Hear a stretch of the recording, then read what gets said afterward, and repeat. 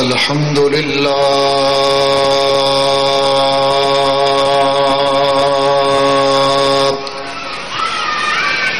الحمد للہ رب العالمین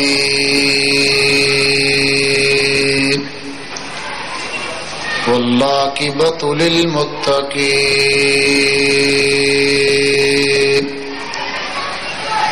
والصلاة والسلام على سید الانبیاء والمرسلین اما بعد فاعوذ باللہ من الشیطان الرجیم بسم اللہ الرحمن الرحیم وَيَقُولُونَ خَمْسًا صدق اللہ العلی العظیم وصدق رسولہ النبی الکریم الامین ونحن على ذلك لمن الشاهدين والشاكرين والحمد لله رب العالمين.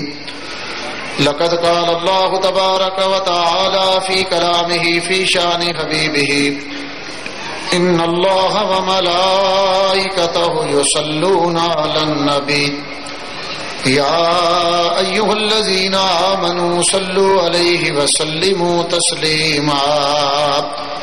اللهم صل على سيدنا ومولانا محمد وبارك وسلم. الصلاة والسلام عليك يا رسول الله وعلى آلك وصحابك يا حبيب الله. الصلاة والسلام عليك يا رحمة للعالمين وعلى آلك وصحابك يا شفيع المذنبين.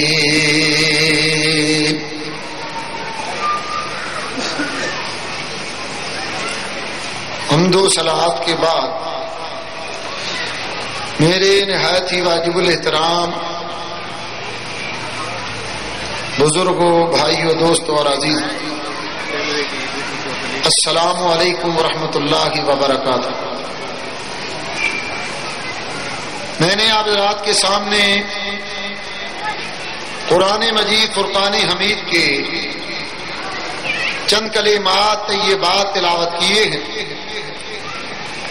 ان کا ترجمہ اور ان سے متعلق چند ضروری باتیں آپ حضرات کی خدمت میں پیش کی جائیں گی. دعا کیجیے اللہ تعالیٰ مجھے حق کہنے کی توفیق عطا فرمائے اور مجھے اور آپ کو حق سن کر قبول کرنے اور اس پر اللہ عمل کی توفیق عطا فرمائے. آپ حضرات کو معلوم ہے محرم الحرام کا یہ دوسرا روز انشاءاللہ العزیز آج جس موضوع پر گفتگو کریں گے وہ یہ ہے کہ شریعت میں مذکور 5 چیزوں کا بیان. اس کی ترتیب اس طرح سے ہے، سب سے پہلے وہ 5 چیزیں کہ جن کا تعلق ذات خداوندی کے ساتھ، پھر وہ 5 چیزیں جن کا تعلق انبیاء علیہم السلام کے ساتھ، اور پھر وہ 5 چیزیں جن کا تعلق ذات مصطفیٰ صلی اللہ علیہ وسلم کے ساتھ، اور آخر میں وہ 5 چیزیں کہ جن کا تعلق عامۃ المسلمین کے ساتھ. اللہ تعالیٰ نے قرآن کریم میں ارشاد فرمایا وَيَقُولُونَ خَمْسًا، اور وہ کہیں گے کہ ہم 5. سب سے پہلے وہ 5 چیزیں کہ جن کا تعلق ذات خداوندی کے ساتھ. یہ بات یاد رکھیے کہ اللہ تبارک و تعالی نے اپنی مخلوق کی عبادت کے لیے 5 قبلے بنائے. کتنے قبلے بنائے ہیں؟ سارے بولیے. 5 قبلے. سب سے پہلا میرا آپ سب کا ہم مسلمانوں کا قبلہ خانہ کعبہ، یہودیوں اور عیسائیوں کا قبلہ بیت المقدس، اور تیسرا قبلہ آسمانے دنیا پر جو فرشتے ہیں ان کا قبلہ بیت المعمور، چوتھا قبلہ فرشتوں کی ایک جماعت ہے جس کا نام ہے کرو بیان، اللہ کی کرسی یہ ان فرشتوں کا قبلہ، اور پانچواں قبلہ ہے ذات الہی بھولے ہوئے لوگوں کا قبلہ۔ کیا مطلب یہ ہے کہ ایک آدمی کسی سفر پر روانہ ہو، رات کا وقت، جنگل، بیابان علاقہ، ایسا علاقہ کہ جہاں کوئی ذی روح موجود نہیں، اب اس نے نماز عشاء ادا کرنی اور قبلے کی سمت کا پتہ نہیں چلتا، تو وہ کس طرح منہ کر کے نماز پڑھے کہ اس کی نماز درست ہو جائے اور قبلہ بھی ہو؟ تو علماء نے لکھا ہے کہ ایسے آدمی کو چاہیے کہ وہ اپنے دل سے مشورہ کرے، جس طرف اس کا دل اشارہ کرے بس اس طرف منہ کر کے نماز پڑھ لو، اگرچہ وہ قبلے کی سمت نہیں ہوگی، لیکن قرآن یہ کہتا ہے فَأَيْنَمَا تُوَلُّوا فَثَمَّ وَجْهُ اللَّهِ، اللہ فرماتا تم جس طرف منہ کرو گے اللہ اسی طرف موجود ہے۔ یہ پانچ قبلے اللہ نے اپنی مخلوق کی عبادت کے لیے بنائے، ان میں سب سے افضل قبلہ خانہ کعبہ ہے جو ہم مسلمانوں کا قبلہ۔ اس کی فضیلت یہ ہے، حضرت علامہ شاہ عبد العزیز محدث دہلوی رحمت اللہ علیہ تفسیر عزیزی میں فرماتے ہیں، اور شاہ عبد العزیز وہ ہیں کہ جب انہوں نے پہلی مرتبہ دہلی کی جامعہ مسجد میں 27ویں رمضان کو قرآن کا ختم سنایا تو ان کا ختم قرآن سننے کے لیے خود نبی پاک علیہ السلام مدینے سے دہلی تشریف لائے۔ وہ شاہ عبد العزیز ارشاد فرماتے ہیں کہ ایک آدمی ساری زندگی نفلی نماز پڑھتا رہے، نفلی روزہ رکھتا رہے اور نفلی حج کرتا رہے، فرماتے ہیں وہ جہاد کرتا رہے، اس کی ساری زندگی کی نفلی عبادت ایک طرف ہے اور خانہ کعبہ کو ایک نظر دیکھ لینا ایک طرف، بیت اللہ شریف کی فضیلت۔ بلکہ یہی شاہ عبد العزیز تفسیر عزیزی کے اندر فرماتے ہیں کہ قیامت کے روز 70,000 فرشتے نوری لگامیں ڈال کر کعبہ کو جڑوں سے نکالیں گے، تو کعبہ کہے گا اے میرے رب کے سپاہیوں مجھے کہاں لے جا رہے ہو؟ فرشتے کہیں گے کہ آج قیامت کا روز، میدان حشر، ہم تجھے اللہ کی بارگاہ میں لے جا رہے ہیں۔ شاہ عبد العزیز فرماتے ہیں کہ کعبہ کہے گا اے میرے رب کے سپاہیوں مجھے خدا کی بارگاہ میں بعد میں لے جانا، پہلے مصطفیٰ کی بارگاہ میں لے جانا۔ اللہ اکبر یا رسول اللہ۔ 70,000 فرشتے کعبہ کو سرکار دو عالم علیہ الصلوۃ والسلام کی قبر انور پر لائیں گے۔ کعبہ آ کر نبی پاک علیہ الصلوۃ والسلام کی قبر انور پر سلام کرے گا، السلام علیکہ یا رسول اللہ۔ حضور علیہ الصلوۃ والسلام کی قبر انور سے جواب آئے گا وعلیکہ السلام یا بیت اللہ، اے اللہ کے گھر تجھ پر بھی سلام۔ مجھے بتائیے اس وقت سرکار کی قبر انور پر جب کعبہ سلام کرے گا اور حضور علیہ السلام جواب ارشاد فرمائیں گے تو سوچو کیا یہ اس بات کی دلیل نہیں ہے کہ ہمارا نبی اپنی قبر انور میں زندہ ہے؟ حضور کا جواب دینا یہ اس بات کی دلیل ہے کہ حضور علیہ الصلوۃ والسلام اپنی قبر انور میں زندہ ہے۔ اعلی حضرت عظیم البرکت امام اہل سنت حضرت مولانا الشیخ احمد رضا خان فاضل بریلوی رحمت اللہ علیہ اس مقام پر جھوم اٹھے اور ایک بڑا پیارا شعر ارشاد فرمایا.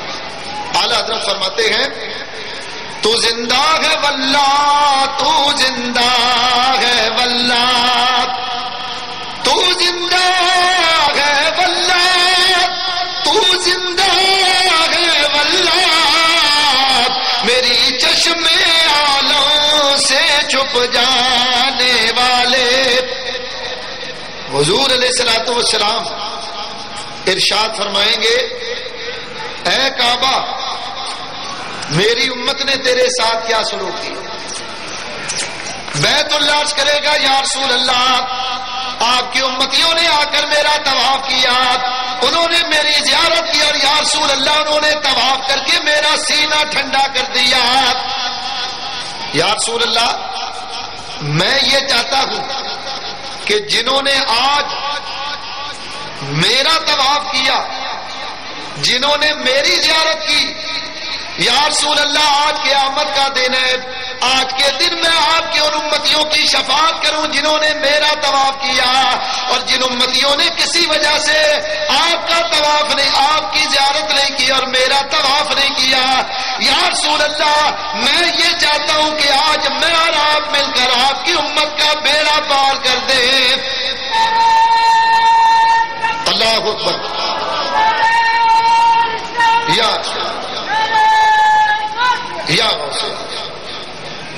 تو یہ بیت اللہ کی فضیلت.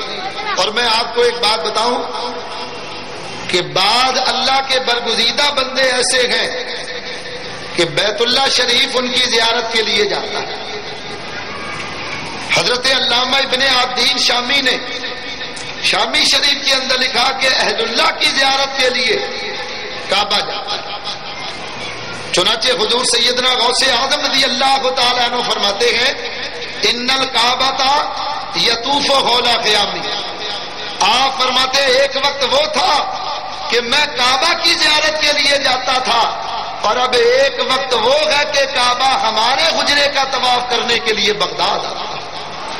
تو کعبہ اللہ کے ولیوں کی زیارت کے لیے جاتا. تو یہ 5 قبلے اللہ نے بنی نو انسان بلکہ مخلوق کی عبادت کے لیے یہ 5 قبلے اللہ نے بنائے. اور دیکھیے وہ 5 چیزیں کہ جن کا تعلق ذات خدا بندی کے ساتھ.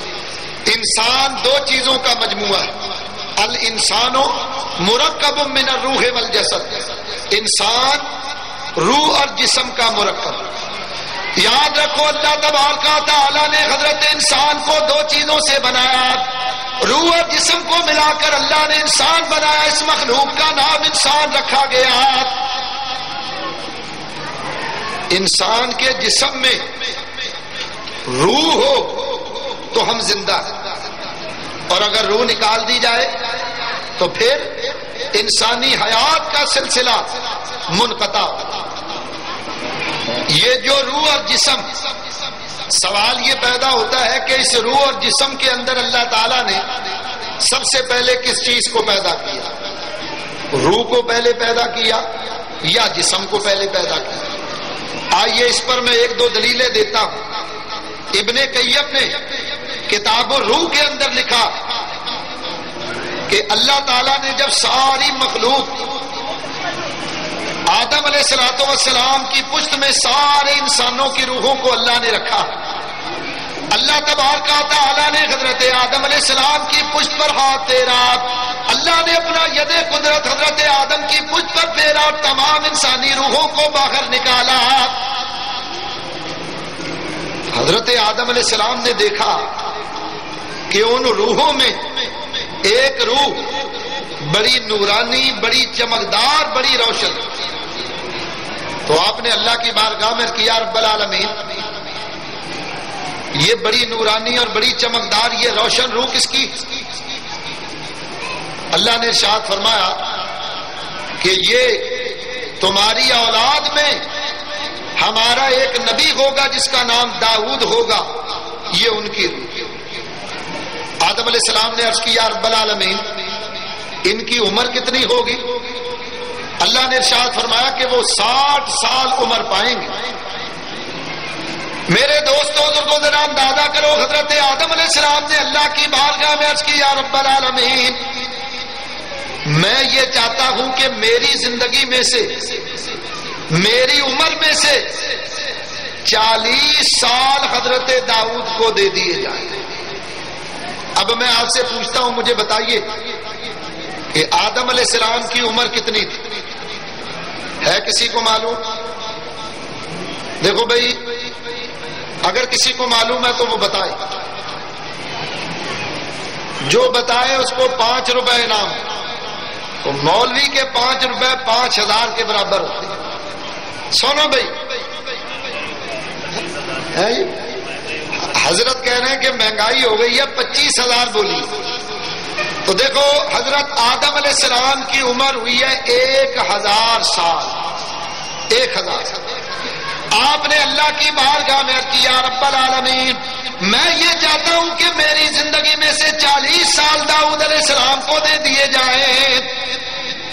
اللہ تبارک و تعالی نے فرمایا اے آدم یاد رکھو اگر یہ 40 سال انہیں دے دیے گئے تو پھر جب تقدیر کا قلم چل جائے گا تو پھر اس میں تبدیلی نہیں ہوگی. یہ نہیں ہوگا کہ تم بعد میں کہنے لگو کہ یا اللہ میرے سال مجھے واپس دے. یہ نہیں ہوگا. جو تقدیر کا قلم چل جائے گا پھر اس میں تبدیلی نہیں ہوگی. آدم علیہ السلام نے فرمایا یا رب العالمین میں اپنی خوشی سے اجازت دیتا ہوں یا اللہ میں یہ چاہتا ہوں کہ داؤد علیہ السلام کی عمر کو 100 سال کر دیا جائے. ٹھیک ہے. آپ کی عمر میں سے 40 سال حضرت داؤد کو دے دیے. اب آپ کی عمر ہو گئی 960 سال. داؤد علیہ السلام کی عمر 100 سال. جب آپ کی زندگی کے 960 سال پورے ہوئے تو اللہ نے ملک الموت کو بھیجا. جاؤ جا کر آدم سے کہہ دو کہ اللہ کا قانون پورا ہونے والا ہے, قانون قدرت کا وقت ہو گیا, تمہاری عمر کے 960 سال پورے ہو گئے, اللہ کا حکم ہے تمہاری روح کو قبض کر لیا جائے. حضرت آدم علیہ السلام نے ملک الموت سے فرمایا تو ابھی کیسے آ گیا؟ ابھی تو میری زندگی کے 40 سال باقی. فرمایا یا نبی اللہ کیا آپ اپنی زندگی کے 40 سال داؤد علیہ السلام کو نہیں دے چکے؟ نبی پاک علیہ السلام نے فرمایا کہ آدم علیہ السلام بھول گئے. مسئلہ یاد رکھو اللہ کا نبی بھولتا نہیں ہے, بھلایا جاتا ہے. اس کے بلانے میں حکمت. اور آدمی کیوں بھولتا ہے یہ بھی سن. علامہ ابن حجر نے السوائق المورقہ میں لکھا حضرت علی المرتضیٰ سے کسی نے پوچھا یا امیر المومنین بعض اوقات یہ ہوتا کہ آدمی بات کر رہا ہوتا اور بات کرتے کرتے وہ بات بھول جاتا ہے, وجہ کیا ہے؟ ہم کیوں بات بھول جاتے ہیں؟ آپ نے فرمایا کہ تم نے کبھی دیکھا کہ آسمان پر بادل ہو اور 14ویں کا چاند چمک رہا ہو؟ تو بعض اوقات ایسا ہوتا ہے کہ وہ بادل چاند کے درمیان آ جاتا ہے جس کی وجہ سے چاند کی روشنی زمین کو نہیں آتی. اسی طرح اللہ نے دماغ کے اندر ایک بادل رکھا ہوا ہے, وہ بادل انسان کی بات کے درمیان آ جاتا ہے تو آدمی وہ بات بھول جاتا ہے, اور جب وہ بادل چھٹتا ہے تو ہمیں بھولی ہوئی بات یاد آ جاتی ہے.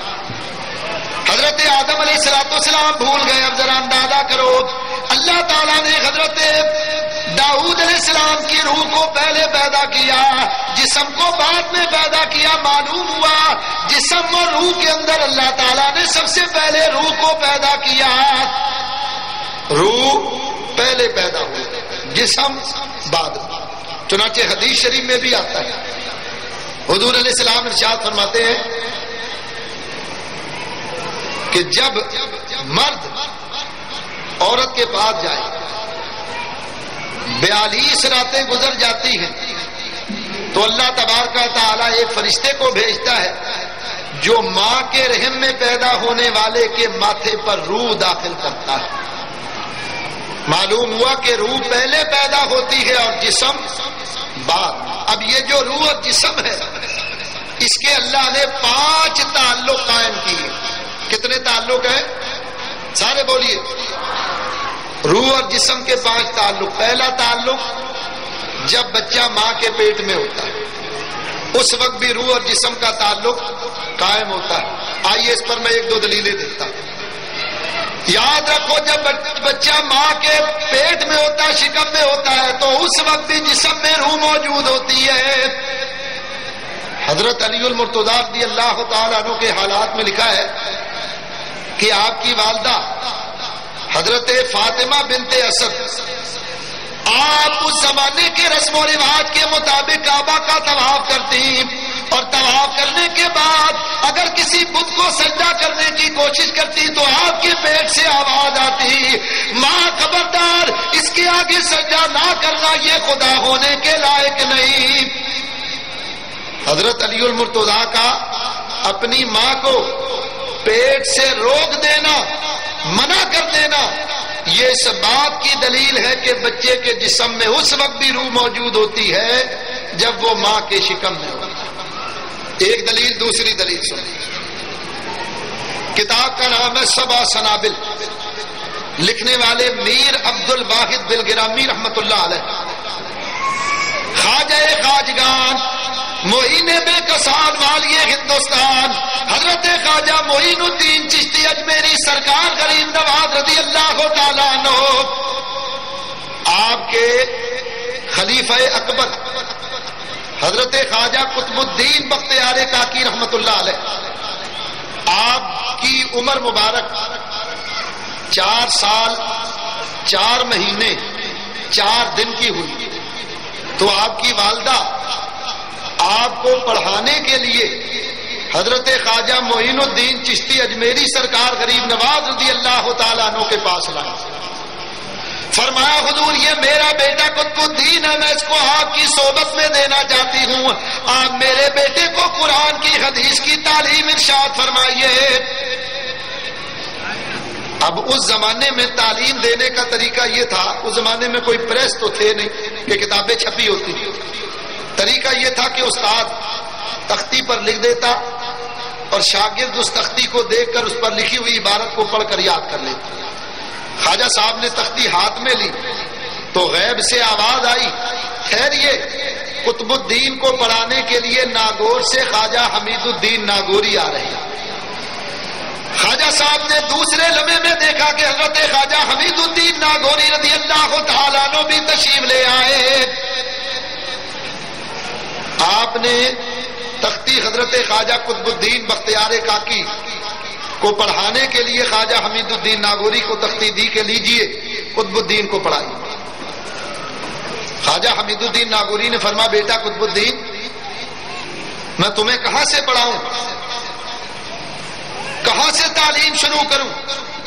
آپ نے فرمایا سبحان الذی یسری بعبدہ لیلا من المسجد الحرام الى المسجد الاقصى الذي باركنا حوله لنريه من آیاتنا انه هو السمیع البصیر. فرمایا کہ یہ تو 15واں پارہ ہے, باقی کے 14 پارے تم نے کہاں پڑھے؟ تو اب دیکھو روح اور جسم کا تعلق کہ جب بچہ ماں کے پیٹ میں ہوتا ہے. خواجہ صاحب نے فرمایا میری والدہ قرآن کی 14 پاروں کی حافظہ ہے, وہ روزانہ نماز تہجد میں قرآن کے یہ 14 پارے پڑھتی ہے. میں ابھی پیدا نہیں ہوا, یہ 14 پارے میری والدہ کے سینے پر لکھے ہوئے تھے, میں نے وہیں سے دیکھ کر یاد کر لیے. آپ قرآن کے 14 پاروں کے حافظ تھے مادرزاد. اس سے اندازہ لگائیے کہ بچے کے جسم میں اس وقت بھی روح موجود ہوتی ہے جب وہ ماں کے پیٹ میں ہوتا ہے. 2 دلیلیں. تیسری دلیل یہی کتاب 7 سنابل سلسلہ عالیہ چشتیہ کے اندر ایک بہت بڑے کامل ولی ہوئے ہیں حضرت خواجہ ابو احمد چشتی. یہ رات نماز تہجد پڑھ کر سوئے, خواب میں نبی نبی پاک علیہ الصلوۃ والسلام کی زیارت ہوئی. حضور علیہ الصلوۃ والسلام نے فرمایا اے ابو احمد ابھی ان قریب ہمارا ایک امتی دنیا میں آنے والا ہے اور اس کی نشانی یہ ہے وہ دنیا میں آ کر 7 مرتبہ بلند آواز سے کلمہ طیبہ پڑھے گا. 7 مرتبہ کلمہ طیبہ. اس کو ہمارا سلام کہنا اور اس کا نام ہمارے نام پر رکھنا. خواجہ ابو احمد کہتے ہیں کہ میں نماز تہجد سے فارغ ہوا تو گھر سے پیغام آیا کہ اللہ نے ہمیں ایک فرزند عطا کیا اور اس کی نشانی یہ ہے کہ اس نے 7 مرتبہ بلند آواز سے کلمہ طیبہ پڑھا. انہوں نے تازہ وضو کیا, خیال کیا کہ چلو چل کر اس اللہ کے ولی کی زیارت کریں. گھر سے نکلے, اس اللہ کے ولی کو دیکھنے کے لیے آئے. اس بچے کو گود میں لے کر سلام کیا, السلام علیکہ یا ولی اللہ. اتنا کہہ رہا تھا بچے نے انسانی زبان میں کلام کیا اور کہا حضرت آپ پر بھی سلام ہو. وہ جو رات خواب میں نبی پاک نے میرے بارے میں بشارت دی تھی ذرا وہ تو سنا دیجئے گا.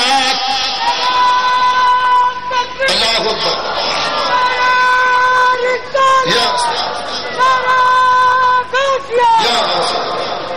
دیکھو پہلا روز ہے لیکن آج رات کی گھروں سے آواز بڑی دھیمی نکلی.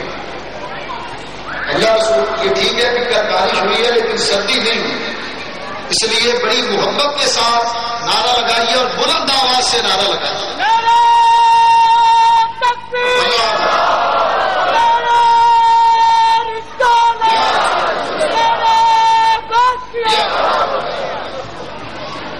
یہ ہے روح اور جسم کا تعلق کہ جب بچہ ماں کے پیٹ میں ہوتا ہے ایک تعلق, دوسرا یاد رکھو روح اور جسم کا دوسرا تعلق یہ ہے کہ جب آدمی دنیا میں آ جاتا ہے یہ دنیا کی بہاریں اور رنگینیاں, یہ دنیا کے رنگ, یہ ساری روح کی وجہ سے ہیں.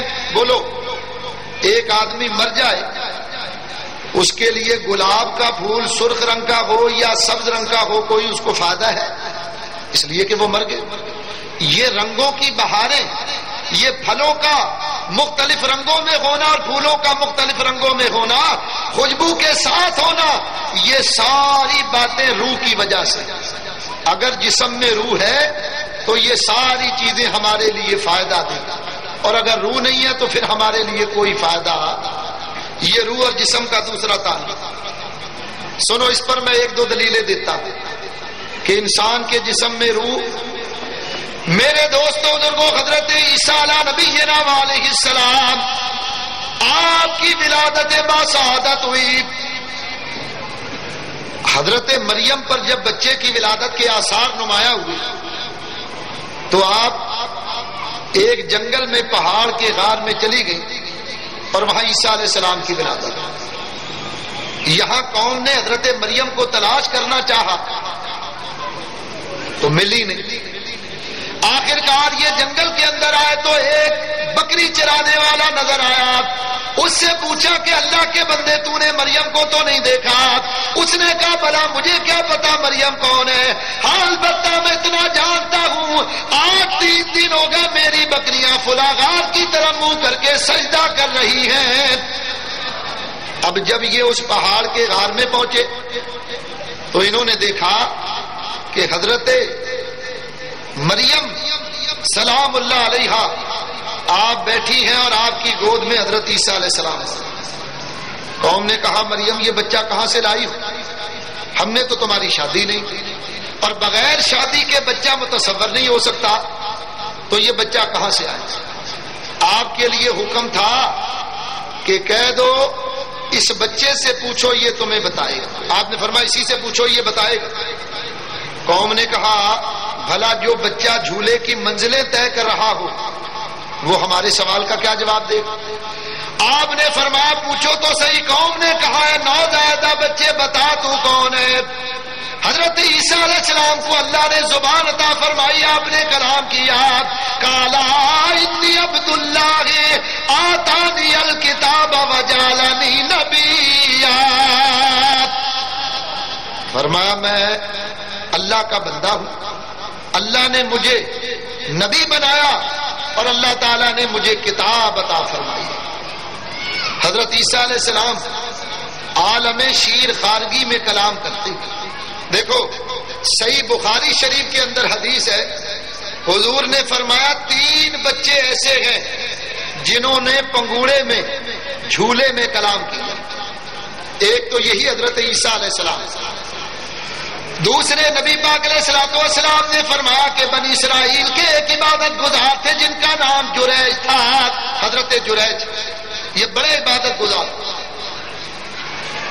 ان کی عبادت کی وجہ سے بعض لوگ ان کے مخالف ہو گئے، اور آپ جانتے ہیں کہ اللہ والوں کے مخالف ہوتے ہی اسی طرح ان کے بھی کچھ لوگ مخالف. ان مخالفوں نے ایک سازش کی، اور وہ یہ کہ ایک فاحشہ بدکارہ عورت اس کو پیسے دے کر اس بات پر آمادہ کیا کہ تو فلاں بکری چرانے والے سے بدکاری کر، اور جب یہ اس بدکاری کے نتیجے میں بچہ پیدا ہو تو اس کو لے کر قوم کے پاس آنا اور کہنا کہ یہ جریج کا بچہ ہے. چنانچہ یہ منصوبہ بنایا گیا اور اس پر عمل کیا گیا. اس فاحشہ بدکارہ عورت نے ایک بکری چرانے والے سے بدکاری کی. اس کے نتیجے میں جب وہ بچہ پیدا ہوا تو بچہ لے کر قوم کے پاس پہنچی، یہ جریج کا بچہ ہے. جریج نے میرے ساتھ برائی کی جس کے نتیجے میں یہ بچہ پیدا ہوا. حضور علیہ الصلوۃ والسلام فرماتے ہیں کہ بنی اسرائیل کے وہ لوگ کھودال پھاوڑے وغیرہ لے کر آئے اور حضرت جریج کے عبادت خانے کو شہید کر دی. آپ کو مارا بھی اور آپ کے عبادت خانے کو شہید. اور وجہ کیا تھی؟ سنو یہ بات. حدیث شریف میں آتا، حضور فرماتے ہیں کہ حضرت جریج اپنے عبادت خانے میں نماز پڑھ رہے تھے. آپ کی والدہ آئی، آ کر آواز دی، بیٹا میں تیری ماں جریج بولتی ہوں، آؤ آ کر مجھ سے بات کرو. یہ نماز پڑھ رہے تھے. انہوں نے خیال کیا یا اللہ، ایک طرف تیری عبادت اور ایک طرف ماں کا بلانا، میں کس طرف جاؤں؟ آخر کار نماز نہیں توڑی، ماں ناراض ہو کر چلی گئی. دوسرا دن پھر ہوا، پھر یہ نماز پڑھ رہے تھے، ماں آ گئی. پھر بلایا، پھر یہ نہیں گئے. تیسرے دن پھر ماں آئی. آخر کار تیسرے روز ان کی ماں نے ناراض ہو کر کہا یا اللہ، اگرچہ یہ میرا بیٹا ہے لیکن یا رب العالمین اس کو اس وقت تک موت نہ آئے جب تک یہ کسی فاحشہ بدکارہ کا چہرہ نہ دیکھ لے. جب تک یہ کسی بدکارہ فاحشہ عورت کا چہرہ نہ دیکھ لے اس کو موت نہ آئے. تو لکھا ہے حضور علیہ السلام فرماتے ہیں کہ اس کی ماں نے تو صرف یہ کہا تھا کہ یا اللہ اس کو موت نہ آئے جب تک کہ یہ بدکارہ کا چہرہ نہ دیکھ لے. سرکار فرماتے ہیں کہ اگر اس کی ماں یہ کہہ دیتی کہ یا اللہ اس کو اس وقت تک موت نہ آئے جب تک کہ یہ اس بدکارہ سے بدکاری نہ کر لے تو حضور فرماتے ہیں یہ بھی ہو سکتا ہے. اس کی وجہ سے یہ تہمت لگی. اب جب حضرت جریج کے عبادت خانے کو انہوں نے توڑ دیا، آپ کو بھی مارا، حضرت جریج رونے لگے. آپ نے روتے ہوئے وضو کیا اور 2 رکعت نفل نماز پڑھی. اس کے بعد وہ شیر خان بچہ اپنی گود میں لیا اور فرمایا اے بچے بتا کہ تیرا باپ کون ہے. آپ کا اتنا کہنا تھا. اللہ نے اس بچے کو زبان عطا فرمائی. اس نے کہا میری ماں فلاں چروائے کے پاس گئی اور جا کر میری ماں نے فلاں چروائے سے بدکاری کی، اس کے نتیجے میں میں پیدا ہوا. جریج پاک ہے اور یہ میرے باپ نہیں. فلاں بکری چرانے والا میرا باپ. حضور نے فرمایا یہ دوسرا بچہ تھا جس نے گود میں کلام کیا، انسانی زبان میں کلام کیا. اور تیسرا حضور فرماتے ہیں کہ ایک عورت اپنے بچے کو دودھ پلا رہی، قریب سے ایک سرکش بنی اسرائیل کا ظالم اور جابر آدمی گھوڑے پر سوار قریب سے گزرا.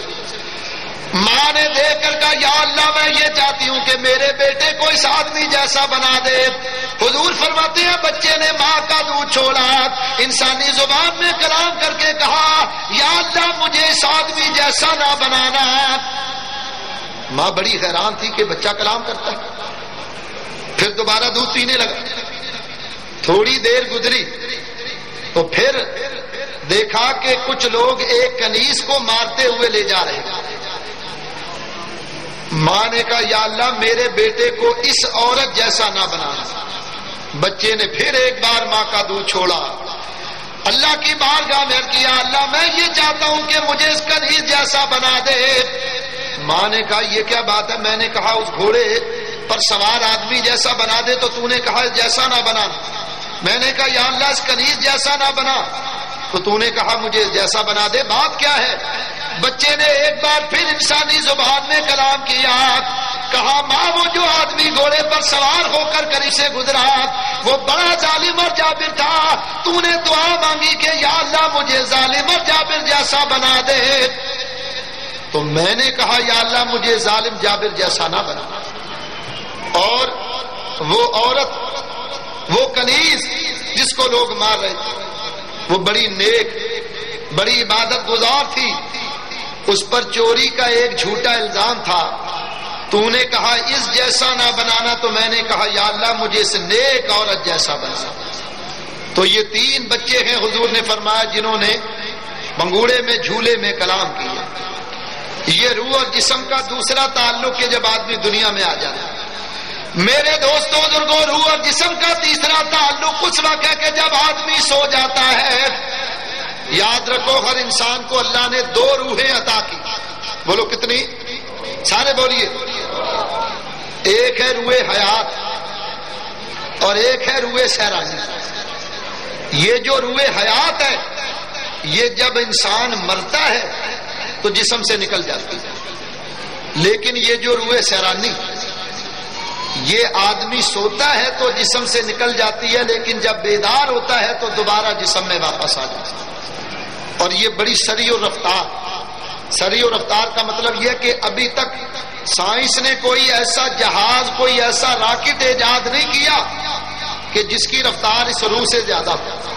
اس کی رفتار کا یہ عالم ہے کہ آپ سوئے ہوئے ہیں پاکستان میں اور آپ کی روح ہو امریکہ میں. ادھر سوئے ہوئے آدمی کو جگاؤ ادھر وہ جو امریکہ میں آپ کی سیرانی روح ہے وہ فوراً جسم میں واپس آ جاتی ہے یا نہیں؟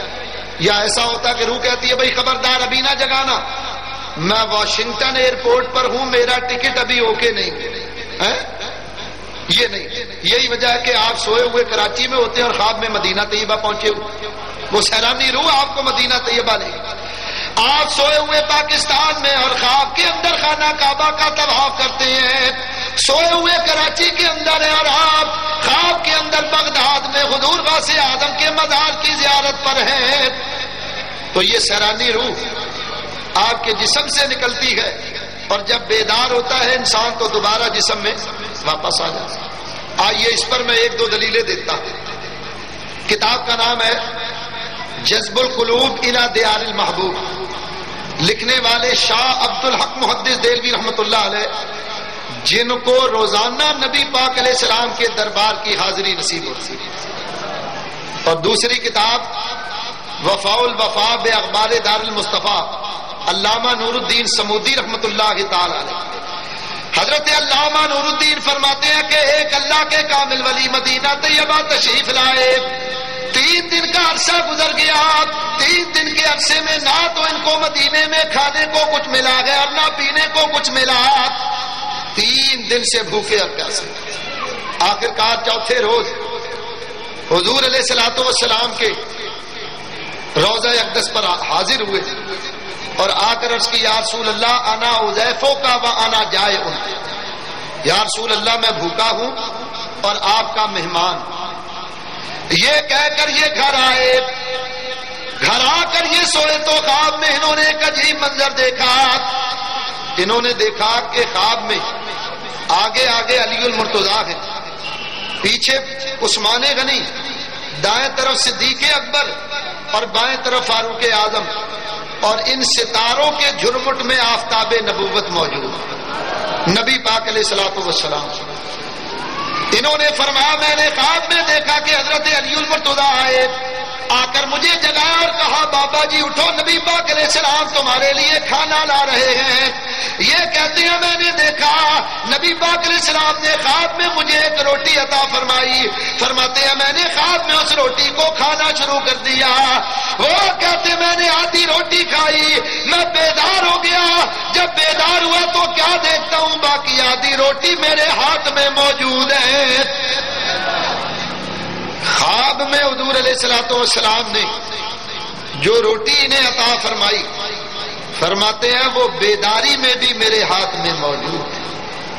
اس کو کہتے ہیں روح اور جسم کا تعلق اس وقت کہ جب آدمی سو جاتا ہے، جسم سے یہ سیرانی روح نکلتی اور پھر بیدار ہونے پر یہ روح واپس آ جاتی۔ کتنے تعلق ہو گئے روح اور جسم کے؟ 3۔ چوتھا تعلق قبر کا تعلق۔ یاد رکھو بندہ مومن کو جب قبر میں رکھا جاتا تو قبر کے اندر بھی روح اور جسم کا تعلق قائم ہوتا ہے۔ اس وقت بھی جسم کے اندر روح داخل کی جاتی ہے اور قبر کے اندر بندہ مومن سوالوں کے جواب دیتا ہے۔ نکیرین یا منکر نکیر آ کر قبر میں سوال کرتے ہیں، سوال کرتے ہیں من ربوں کا، ما دینوں کا، من نبیوں کا، یا ما کنت تقول فی حق ھذا الرجل۔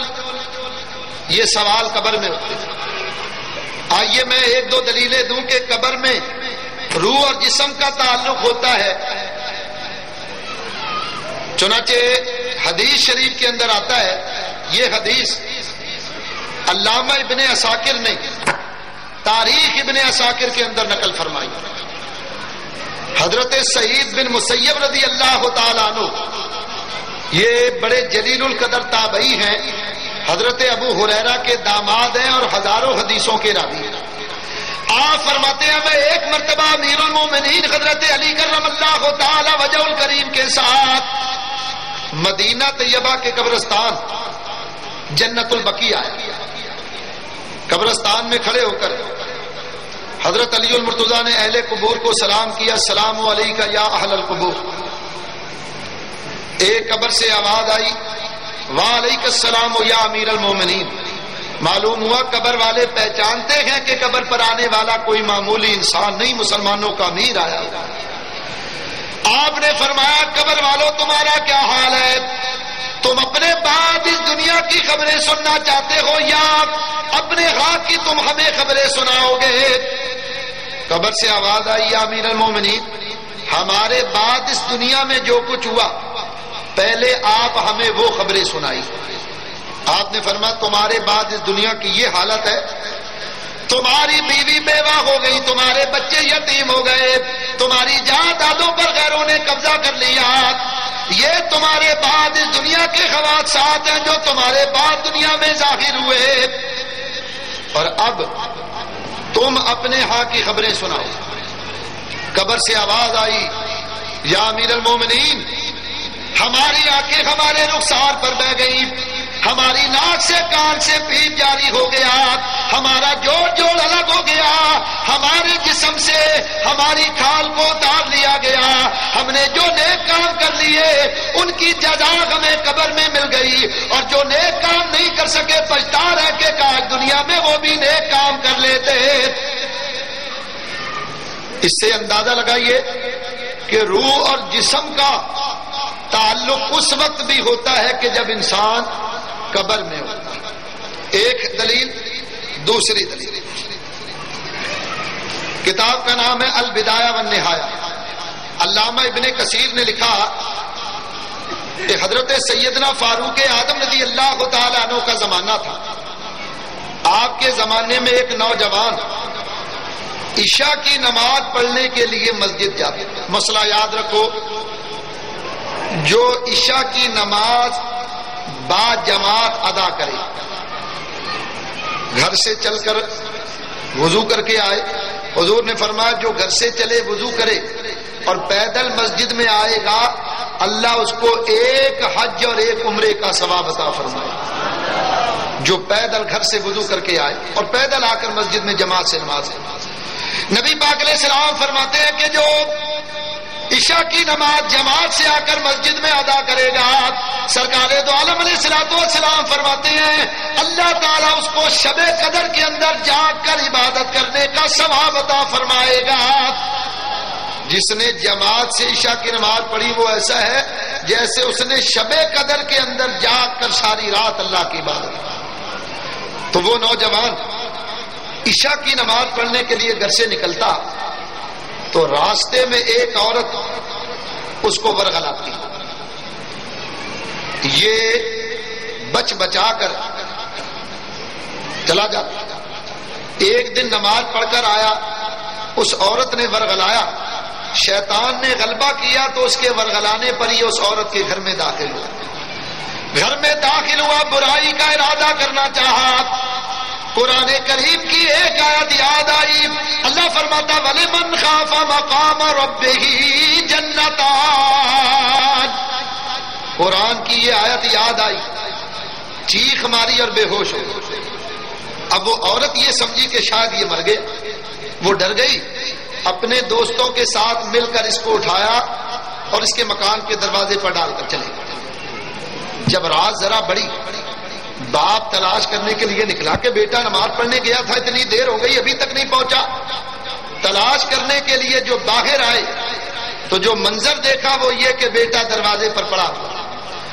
باپ نے بیٹے کو اٹھایا، گھر پر لائے، گھر میں لانے کے بعد ہوش میں لائے اور بیٹے سے بے ہوشی کی وجہ پوچھی تو سچ کا زمانہ تھا، انہوں نے سب کچھ سچ سچ بیان کر دی۔ بیان کر رہے تھے کہ پھر قرآن کی وہی آیت یاد آئی، اب کہ ایسی چیخ ماری کہ روح قفس انصری سے پرواز کر گئی، موت آ گئی، مر گئے۔ باپ نے رات کی تاریکی میں غسل دے کر نماز جنازہ پڑھ کر دفن کر دی۔ صبح کا وقت ہوا، امیر المومنین حضرت سیدنا فاروق اعظم رضی اللہ تعالیٰ عنہ کو خبر لگی، آپ کو پتا چلا تو آپ نے اس کے باپ کو بلایا، فرمایا ہمیں پتا چلا ہے کہ رات تمہارے بیٹے کا انتقال ہو گیا۔ ہاں یا امیر المومنین۔ فرمایا تم نے ہمیں کیوں نہیں خبر کی؟ کہا یا امیر المومنین آپ عظیم الفرصت انسان، مملکت کے کاموں میں اتنے مصروف ہیں کہ میں نے آپ کو پریشان کرنا مناسب نہیں سمجھا، آپ کو خبر نہیں۔ فرمایا چلو ہمیں اس کی قبر پر لے چلے۔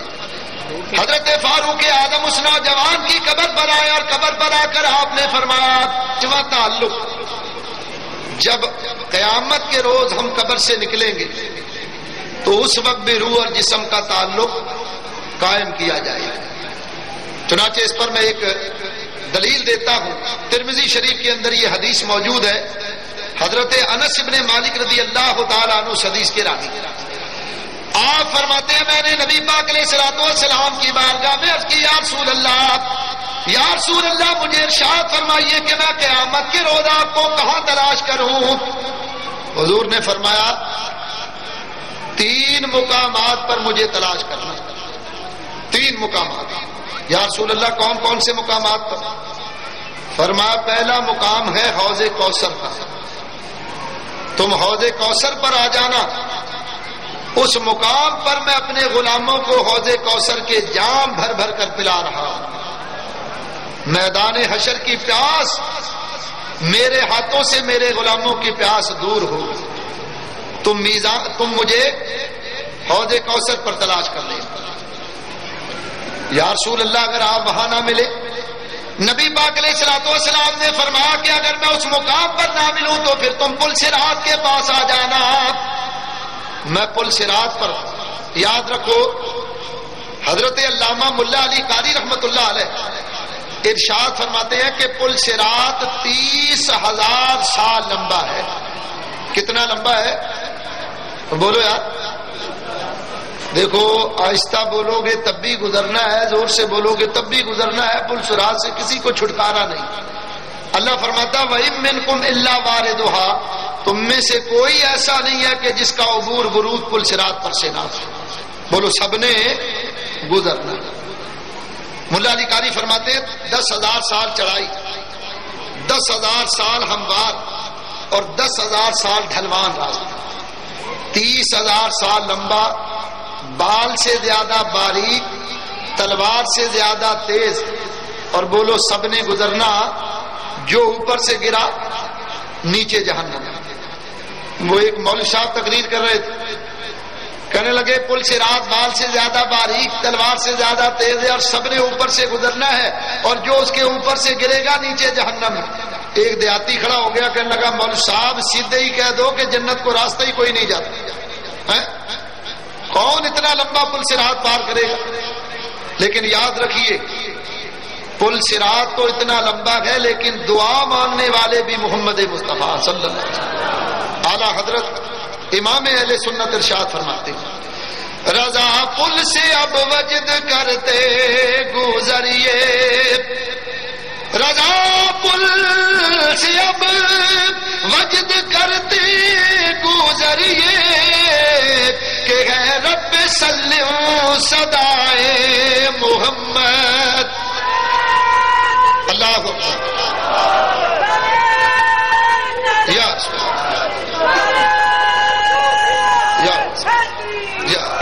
دیکھو یہاں میں ایک اور بڑے پتے کی بات مجھے یاد آ گئی.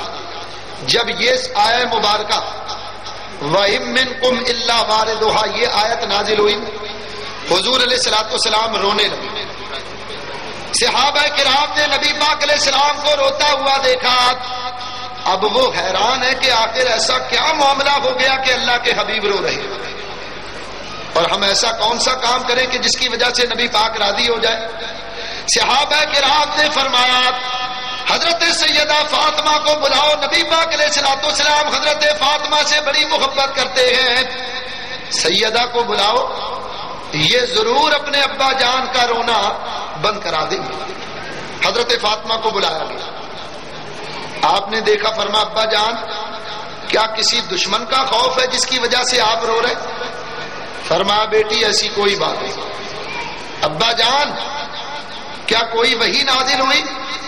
حضور نے فرمایا فاطمہ آج یہ آیت نازل ہوئی. اللہ فرماتا ہے ایمان والو تم میں کوئی ایسا نہیں جس کو پل صراط پر سے نہ گزارا جائے. میں اپنی امت کو یاد کر کے روتا ہوں. میری امت بڑی کمزور اور بڑی غریب ہوگی. میرے غریب امتی پل صراط کو کیسے پار کریں گے؟ میں اپنی امت کے حالات اور امت کو کے عمل کو دیکھ کر رو رہا ہوں. وہ کیسے پل صراط پار؟ سنو یہاں ایک بڑی پیاری حضرت سیدہ فاطمہ نے سیدنا ابو بکر صدیق رضی اللہ تعالیٰ عنہ کو مخاطب کر کے فرمایا یا شیخ المہاجرین, اے مہاجروں کے سردار, کیا آپ میرے ابا جان کی امت کے بوڑھوں پر اپنے آپ کو قربان کرتے ہیں؟ فرمایا بصر و چشم بڑی خوشی کے ساتھ. آپ نے حضرت علی المرتضیٰ سے فرمایا اے علی میرے والی آپ ہیں, میں آپ سے گزارش کرتی ہوں کہ کیا آپ میرے ابا جان کے جوانوں پر اپنے آپ کو قربان کرتے ہیں؟ فرمایا مجھے منظور. فرمایا بیٹا امام حسن امام حسین تم اپنے نانا جان کی امت کے بچوں پر اپنے آپ کو قربان کرو, اور میں اپنے ابا جان کی امت کی عورتوں پر اپنے آپ کو قربان کرتی. ابا جان اب تو آپ راضی ہو جائیے. نبی پاک علیہ السلام مسکرائے, جبریل امین نازل ہوئے, عرض کی یا رسول اللہ, اللہ تعالیٰ فرماتا کہ آپ اپنی امت کے بارے میں غمزدہ نہ ہو. محبوب قیامت کے روز ہم آپ کی امت کے ساتھ وہی سلوک کریں گے جو فاطمہ کی مرضی ہوگی. محبوب جو فاطمہ چاہیں گی وہی سلوک آپ کی امت کے ساتھ کیا جائے. تو نبی پاک علیہ السلام نے فرمایا مجھے پل صراط پر تلاش کرنا. اور تیسرا مقام حضرت انس نے فرمایا یا رسول اللہ اگر آپ وہاں بھی نہ ملے تو نبی پاک نے فرمایا تم میزان کے پاس آ جانا, میں اپنے امتیوں کے نامہ اعمال کو تلتا ہوا دیکھ رہا ہوں. یہ 3 مقامات ہیں. 3 مقامات پر صرف پر کسی بھی ایک مقام پر آ جانا. اے انس میں ان مقامات پر موجود ہوں گا. تو غور کرو, یہ روح اور جسم کے 5 تعلق اللہ نے قائم کیے. یہ 5واں تعلق آخرت کے دن قیامت کے. یہ ہیں وہ 5 چیزیں کہ جن کا تعلق ذات خداوندی کے ساتھ. بولو بھئی اللہ تعالیٰ نے ہم پر کتنی نمازیں فرض کی؟ 5 نمازیں. 5 چیزیں وہ کہ جن کا تعلق ذات خداوندی کے ساتھ. اللہ نے 5 نمازیں بھی ہم پر فرض کی. اب سنو وہ 5 چیزیں کہ جن کا تعلق ذات انبیاء کے ساتھ. خانہ کعبہ یہ ہم مسلمانوں کا قبلہ. خانہ کعبہ کو 5 جلیل القدر نبیوں نے تعمیر کیا. بولو کتنے نبیوں نے؟ 5 نبیوں نے. سب سے پہلے نبی حضرت آدم علیہ السلام. اللہ نے حضرت آدم علیہ السلام کو زمین پر اتارا. آپ 300 سال تک اپنی خطا لغزش پر ہوتے رہے. 300 سال کا عرصہ گزرا. اللہ تبارک و تعالی نے حضرت آدم علیہ السلام کی خطا کو لغزش کو معاف فرمایا. دیکھو لکھا ہے کہ حضرت آدم علیہ السلام اتنا روتے تھے. علماء نے لکھا ہے کہ آپ کے آنسوؤں سے ندی اور نالے بہ نکلتے تھے. اور جب پرندے آپ کے آنسوؤں کا پانی پیتے اور کہتے کہ یہ کتنا میٹھا پانی ہے تو آدم علیہ السلام اور بھی روتے کہ یہ پرندے بھی میرا مذاق اڑا. 300 سال تک حضرت آدم ابو البشر روتے رہے. 300 سال کے بعد اللہ تعالیٰ نے آپ کی خطا کو لغزش کو معاف فرمایا اور ہمارے نبی پاک علیہ السلام کے وسیلہ جلیلہ سے آپ کی خطا کو اللہ نے معاف کیا. آدم علیہ السلام نے اللہ کی بارگاہ میں عرض کیا رب العالمین تو نے شیطان کو مجھ پر اور میری اولاد پر حاوی کر دیا ہے. اللہ نے فرمایا ہم تم پر تمہاری اولاد پر یہ کرم کرتے ہیں کہ ان پر 2 حفاظت کرنے والے فرشتے کرامن کاتبین کو ہم 2 حفاظت کرنے والے فرشتے مقرر کرتے ہیں. کرامن اور کاتبین یہ 2 فرشتے. وَإِنَّ عَلَيْكُمْ لَحَافِظِينَ كِرَامًا کاتبین قرآن نے کہا ہم نے 2 حفاظت والے فرشتے تم پر مقرر کر. آدم علیہ السلام نے کیا اللہ اس کرم میں اور اضافہ کیا جائے. اللہ نے فرمایا اے آدم اپنی اولاد سے کہہ دو لا تقنطوا من رحمت اللہ. اے صغیرہ کبیرہ گناہ کرنے والوں، اے صغیرہ کبیرہ گناہوں کی آلودگیوں میں ملوث ہونے والوں، خبردار اللہ کی رحمت سے مایوس نہ ہونا. یاد رکھو کہ اللہ کی رحمت بڑی وسیع ہے. آدم علیہ السلام نے عرض کیا رب العالمین جب میں جنت میں تھا تو فرشتوں کے ساتھ تیرا ذکر کرتا اور اب جب میں زمین پر آ گیا ہوں تو یا اللہ وہ ذکر سنائی نہیں دیتا. فرشتوں کو بیت المعمور کا طواف کرتا ہوا دیکھتا اور یا اللہ اب وہ پاکیزہ گھر نظر نہیں آتا. اللہ نے فرمایا آدم ان قریب ہم زمین کے اوپر اپنا ایک پاکیزہ گھر تعمیر کریں گے. ہمارا وہ عزت والا گھر ہوگا. ہم نے زمین و آسمان کی پیدائش سے 2000 سال پہلے ہی اس گھر کو اپنا حرم بنا لیا ہے. چنانچہ جبریل امین کو بھیجا کہ جاؤ جا کر آدم سے کہہ دو کہ وہ سرزمین عرب پر تشریف لے آئیں. آدم علیہ السلام کو جب اتارا گیا ہے آسمان سے، جنت سے آپ کو اتارا گیا تو موجودہ سری لنکا سابقہ سرندیپ میں اتارا گیا اور حضرت حوا کو جہاں آج جدہ شہر آباد ہے اس کے کنارے اتارا. جبریل امین آدم علیہ السلام کو لے کر عرب کی سرزمین پر آئے. یا اللہ میں کس جگہ تیرا گھر تعمیر کروں؟ اللہ نے فرمایا جبریل زمین پر اپنا پر بچھائے گا، بس جتنی جگہ میں وہ پر آ جائے اتنی جگہ میں تم میرے گھر کی بنیاد کھود لے. حضرت آدم علیہ السلام نے دیکھا جبریل امین نے ایک مقام پر اپنا پر بچھایا. آپ کا پر بچھانا تھا. حضرت آدم علیہ السلام نے نشان لگا کر اس مقام پر کعبہ کی بنیاد کھودی. حضرت علامہ ابن عساکر لکھتے ہیں کہ اتنی گہری آپ نے بنیاد کھودی کہ زمین سے پانی نکل آیا. ایک روایت میں آیا کہ زمین سے آواز آئی بس رہنے دو اب اس سے زیادہ بنیاد نہ کھودو. اور ایک روایت میں آیا کہ اللہ نے فرمایا اے آدم بس اب اس بنیاد کے اندر، اس کھدائی کے اندر کعبہ کی بنیاد تعمیر کرو. آدم علیہ السلام نے 5 پہاڑوں کے پتھر کعبہ کی بنیاد میں لگائے. جودی، ہیرا، لبنان، زیتا اور طور، یہ 5 پہاڑ کے پتھر کعبہ کی بنیاد میں لگائے. کیوں؟ اس میں حکمت کیا تھی؟ میرے دوستوں کو یاد رکھو آدم علیہ السلام نے کعبہ کی بنیاد میں 5 پہاڑوں کے پتھر لگائے اور اللہ تعالیٰ نے ہم پر دن اور رات میں 5 نمازیں فرض فرمائی. گویا اللہ نے فرمایا اے اے میرے محبوب کی امتیوں، اگر تم یہ پانچوں نمازیں پابندی کے ساتھ پڑھو گے، اگرچہ تمہارے ذمے 5 پہاڑوں کے برابر گناہوں کا بوجھ کیوں نہ ہوگا، ہم 5 نمازوں کے صدقے سارے کا سارا بوجھ اتار دیں گے۔ اب جب بنیاد تعمیر ہو گئی، آدم علیہ السلام نے دیواریں اٹھائی۔ مفسرین لکھتے ہیں کہ یہ جو کعبہ کی دیوار آدم علیہ السلام نے تعمیر فرمائی، یہ 66 ہاتھ لمبی اور 33 ہاتھ چوڑی تھی۔ اب حکم ہوا کہ اے آدم ہمارے اس گھر کا طواف کرو۔ حضرت آدم علیہ السلام نے اللہ کے پاکیزہ گھر کا طواف کیا، آپ نے تلبیہ پڑھی۔ یاد رکھو سب سے پہلا انسان جس نے تلبیہ پڑھی وہ آدم علیہ السلام ہے۔ سب سے پہلا انسان جس نے کعبہ کا طواف کیا وہ حضرت آدم علیہ السلام۔ سب سے پہلا انسان جس نے کعبہ تعمیر کیا حضرت آدم علیہ السلام۔ سب سے پہلا انسان جس نے خانہ کعبہ میں نماز پڑھی حضرت آدم علیہ السلام۔ یہ پہلی تعمیر تھی کعبہ کی۔ اس کے بعد جب طوفان نوح آیا، علماء لکھتے ہیں کہ آدم علیہ السلام نے جب کعبہ تعمیر کیا تو اللہ نے آسمان سے ایک نوری خیمہ نازل کیا۔